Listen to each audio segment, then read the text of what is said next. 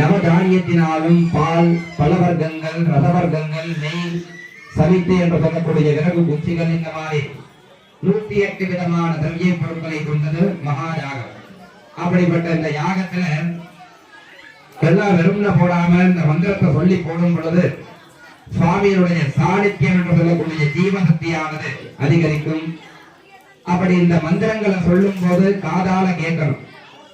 அப்படி இல்லை அப்படின்னாக்கோ நடக்கக்கூடிய இடத்துல இருந்து அமைதியா இதை காதால வாங்கிட்டு இருந்தோம்னா நம்ம வீட்டிலேயே நல்ல விதமான காரியங்கள்லாம் நடக்கும். நமக்கும் எந்த விதமான மனக்கஷ்டங்களும் ஏற்படாது, நேர்மறையான எண்ணங்கள் எல்லாம் அதிகரிக்கும் அப்படின்னு கூறப்பட்டிருக்கு. அதனாலதான் விநாயகர் வழிபாட்டுல சொல்லப்பட்டிருக்கு, பத்ரம் கரணேபி பிரணுஜாம தேவாக பத்ரம் பஷ்யேமா ஜபர்கஜத்ராக. இது ஒரு வேத மந்திரம். பத்ரம் அப்படின்னா மங்களம் அப்படின்னு பொருள். அப்படிப்பட்ட மங்களகரமானது எங்க கிடைக்கும் அப்படின்னாக்க நல்லது நடக்கக்கூடிய இடங்கள், இல்ல நல்லது பேசக்கூடிய இடங்கள், நல்லதை நினைக்கக்கூடிய இடங்கள், அப்படிப்பட்ட இடங்கள்ல இருந்தோமே ஆனால் நல்ல விதமான பலன்களே நமக்கு வந்து சேரும். சொல்லுவாங்கல்ல எண்ணம் போல் வாழ்க்கை அப்படின்னு. அதே போலதான் நடக்கக்கூடிய இடத்தை பொறுத்துதான் நம்மளுடைய சூழ்நிலையானதும் நம்மளுடைய மனமானதும் இயங்கக்கூடும். அப்படிப்பட்ட நல்ல இடத்துக்கு நம்ம வந்திருக்கோம். நம்ம சொல்லக்கூடிய இந்த மந்திரத்தை இன்னைக்கு ஒரு நாள் தான் கேட்க போறீங்க. இந்த கோவில்ல இன்னைக்கு ஒரு நாள் தான். அதுக்கப்புறம் ஆலயத்துல டெய்லி பூசாரி அவருக்கு தெரிஞ்ச பூஜை பண்ணிட்டு இருப்பாரு. இந்த மாதிரி மைக்கெல்லாம் வச்சு நீங்களே எல்லாரும் வரமாட்டீங்க. அப்படிப்பட்ட ஒரு நல்ல வாய்ப்பை நம்ம அம்பாள் காத்தாயம்மனும் பரிவார தெய்வங்களும் நம்மளுடைய கிராமத்துடைய கூட்டு முயற்சியினாலும் செஞ்சிருக்காங்க. அப்படிப்பட்ட இந்த நேரத்தை நம்ம பொன்னான நேரமா நினைச்சு செய்யக்கூடிய பூஜைகளை தரிசனம் செய்யணும். சொல்லக்கூடிய மந்திரங்களை நமக்கு சொல்ல வரல அப்படின்னாக்கும் நல்ல விதமான முறையில மனதால உள்வாங்கிட்டு நல்லபடியா காதால கேட்கணும். அப்படி கேட்டிருந்தாலே நமக்கு பலவிதமான புண்ணியங்கள் வந்து சேரும். எல்லா விதமான தோஷங்களும் போகும் அப்படின்னு சொல்ல முடியாது. அதாவது போன ஜென்மத்துல நம்ம என்ன புண்ணியங்கள் பாவங்கள் பண்ணியிருக்கோமோ அதற்கேற்ற மாதிரிதான் இந்த விதமான வாழ்க்கையானது நமக்கு அமையப்பட்டிருக்கு. அப்படி அமையப்பட்ட வாழ்க்கையில நம்மளால் முடிந்த அளவுக்கு எந்த அளவுக்கு இந்த கர்மாவை தாங்க முடியுமோ அந்த அளவுக்கு இந்த விதமான யாகங்களை ஹோமங்களை பூஜைகளை தரிசனம் செய்தோமே ஆனால் நம்மளால் தாங்க முடிந்த அளவிற்கு கர்மாவினை இறைவன் கொடுப்பார். உதாரணத்துக்கு சொல்லணும் அப்படின்னாக்க ஒரு 2 லட்சம் ரூபாயோ 1 லட்சம் ரூபாயோ சில்லற காயினா கொடுத்து நம்மளை தூக்கிட்டு போக சொல்றாங்க அப்படின்னாக்க அதை யாராலையும் முடியாது. ரொம்ப கஷ்டப்பட்டு தூக்கிட்டு போகணும். இதுவே ஒரு 500 ரூபாய் தாள் 100 ரூபாய் தாளா கொடுத்தா ஈஸியா கொண்டு போயிடலாம். அதே மாதிரிதான் நம்ம புண்ணிய பலன்காலானது அதிகமா செய்ய செய்ய செய்ய இந்த விதமான கர்மாக்களை நம்மளால் குறைத்து நம்மளால் தாங்கக்கூடிய அளவிற்கு இந்த விதமான மனித பிறப்பை நமக்கு இறைவன் அருள்வார். அப்படிப்பட்ட புண்ணிய விதமான கர்மாக்கள் நல்ல விதமான வைபவங்கள் இதெல்லாம் எல்லா ஊர்லயும் எல்லா கோயிலையும் ஆண்டாண்டு காலமா செஞ்சுட்டே இருக்க மாட்டாங்க. ஏதோ ஒரு சில கோயிலாம் ஒரு வருஷம் கும்பாபிஷேகம் பண்ணுவாங்க, அதோட விட்டுருவாங்க. திரும்ப மறுபடியும் கும்பாபிஷேகம் நடந்தாதான் இல்லைன்னா 48வது நாள் மண்டல பூஜை நடைபெறும் ஒரு யாகம் பண்ணுவாங்க.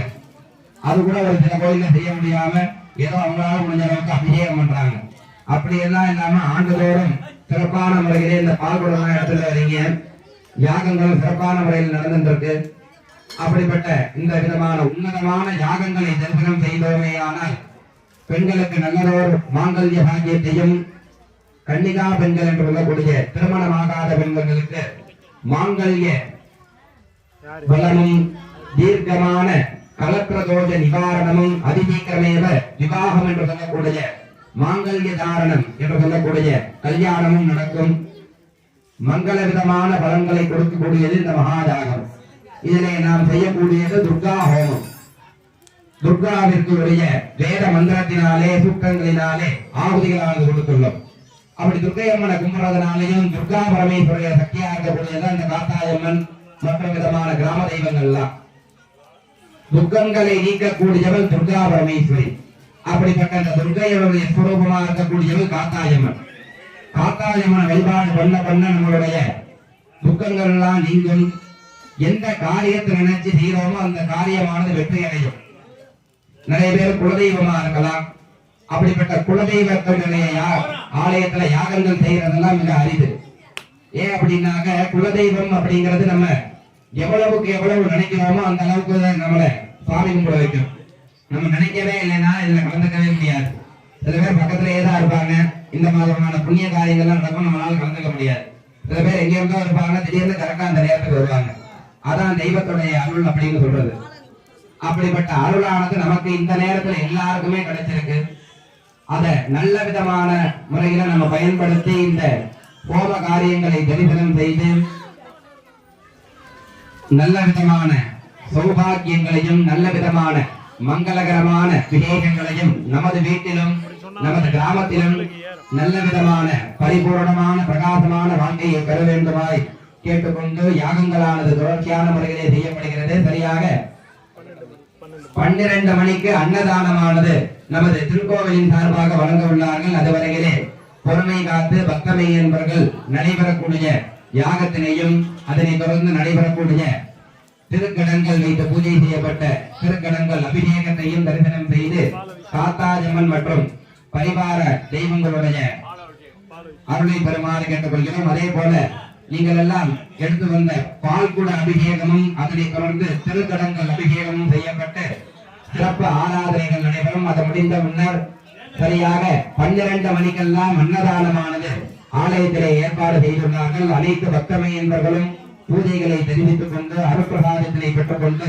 நமது ஆலயத்திலே ஏற்பாடு செய்து கொண்டிருக்கக்கூடிய அன்னதான பிரசாதத்தையும் பெற்று செல்லுமாறு நமது கிராமத்தின் சார்பாகவும் வேண்டி விரும்பி கேட்டுக்கொண்டு இந்த பூஜைகளானது தொடர்ச்சியான முறையிலே நடைபெற்றுக் கொண்டிருக்கிறது. மேலும்